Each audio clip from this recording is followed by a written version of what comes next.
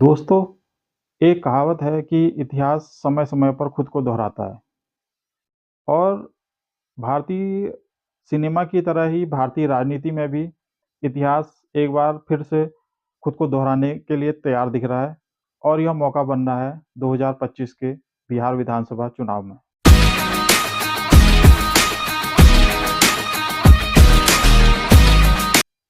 नमस्कार दोस्तों, मैं हूं चंद्रशेखर तिवारी और जस्ट चिल शो के आज के इस अंक में आपका स्वागत है।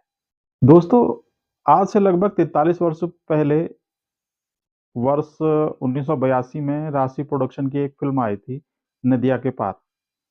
और इस फ़िल्म के निर्देशक थे गोविंद मुनीस। और 1982 में नदिया के पार फ़िल्म रिलीज़ होने के ठीक 12 साल बाद वर्ष 1994 में इसी राशि प्रोडक्शन की एक फ़िल्म और आई थी, जिसका नाम था हम आपके हैं कौन? और इस फ़िल्म के निर्देशक थे सूरज बड़जात्या।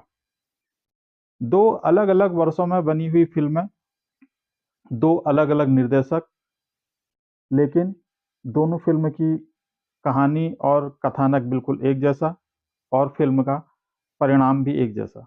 यहाँ पर प्रोडक्शन हाउस के तौर पर हम भारतीय राजनीति को मान सकते हैं और भारतीय राजनीति के इसी प्रोडक्शन हाउस की पहली फ़िल्म थी आम आदमी पार्टी और जिसके निर्देशक थे आम आदमी पार्टी के मुखिया अरविंद केजरीवाल। और भारतीय राजनीति के इसी प्रोडक्शन हाउस की एक और फ़िल्म आने वाली है, जिसका नाम है जन स्वराज पार्टी और इसके निर्देशक हैं जन स्वराज पार्टी के मुखिया प्रशांत किशोर। यह भी एक अजीब इत्तेफ़ाक है कि वर्ष 1982 में नदिया के पार फ़िल्म रिलीज़ होने के ठीक 12 वर्ष बाद वर्ष 1994 में हम आपके हैं कौन फ़िल्म रिलीज़ हुई थी। ठीक इसी तरह वर्ष 2013 में आम आदमी पार्टी ने अपनी राजनीतिक शुरुआत की थी और इसके आम आदमी पार्टी के 2013 में राजनीतिक शुरुआत करने के ठीक 12 वर्ष बाद 2025 में बिहार विधानसभा चुनाव में जन स्वराज पार्टी भी अपनी राजनीतिक शुरुआत करने वाली है। जिस तरह इन दोनों ही फ़िल्मों की कहानी, कथानक और फ़िल्म का अंत लगभग एक जैसा था, ठीक उसी तरह से आम आदमी पार्टी और जन स्वराज पार्टी की कहानी, मूल कथानक और अंत भी लगभग एक जैसा ही होगा। बिहार चुनाव में पलट गई बाजी। इस पर चर्चा के लिए स्टूडियो मौजूद हैं कैपिटल टीवी के editor in chief doctor Manish Kumar. Sir, आपका बहुत बहुत स्वागत है। धन्यवाद। क्या है वो खुलासा जिससे सियासी गलियारों में हड़कंप मचा और क्यों निशाने पर पीके? देखिए, मैं शुरू से कहता आ रहा हूं, ये बिहार का केजरीवाल है, जिस पार्टी का जन्म ही एक फरेब से, फ्रॉड से, वो इतनी लंबी चौड़ी ऊंची ऊंची बातें जो प्रशांत किशोर कर रहे हैं, जिस तरीके से, जिस अंदाज से केजरीवाल किया करता था, तो उसका भी वही हश्र है।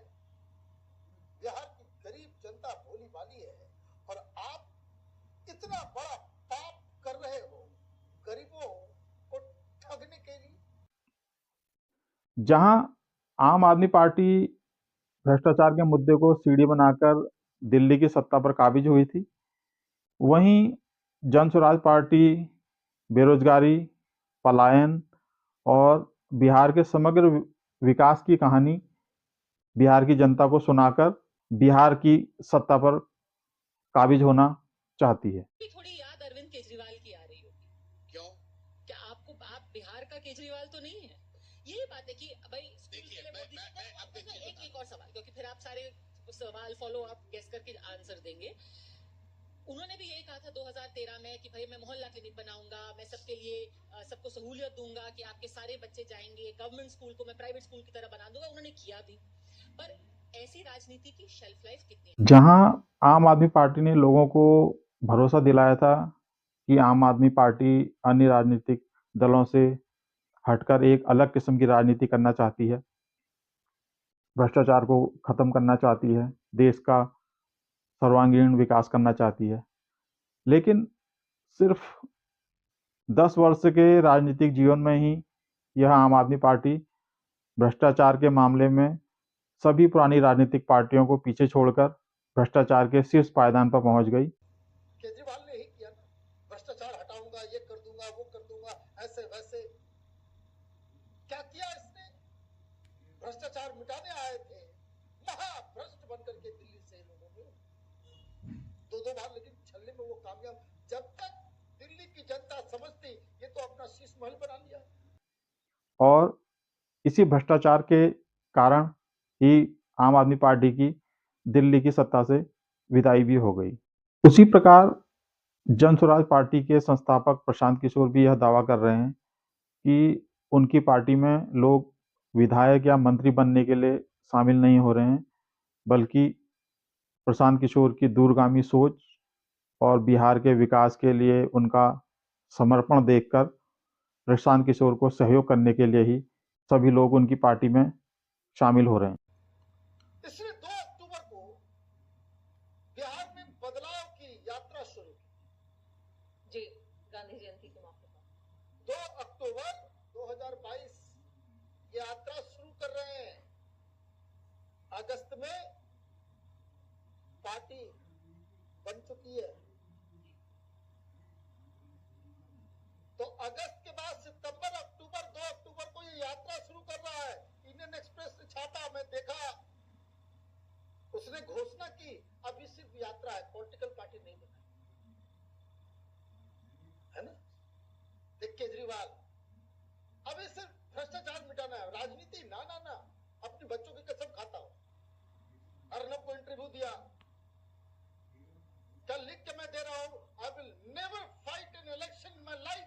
इलेक्शन के अलावा दूसरा कुछ काम ही नहीं कर रहा है। भोली भाली जनता खरीद में आ गई कि देखो हमारे जैसा ये ढीला ढाला शर्ट पहनता है। अरे एक ही शर्ट जो है वो दर्जनों के भाव में खरीदता है पब्लिक को बेवकूफ बनाने के लिए।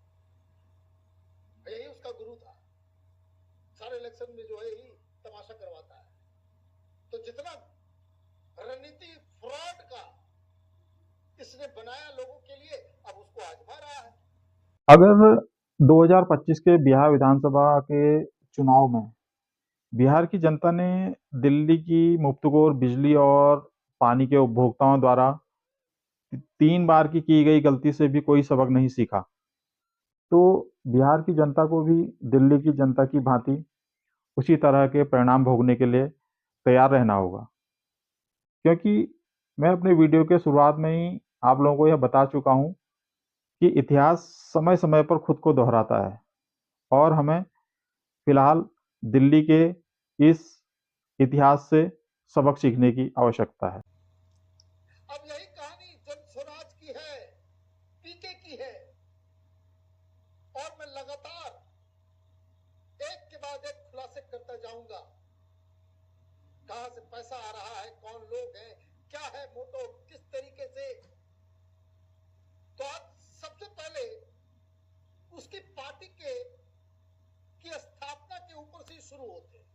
जी, आप स्क्रीन पे देखिए, ये 26 अगस्त 2022 को इलेक्शन कमीशन ने एक सूचना जारी की। New party seeking registration dated 26/08/2022।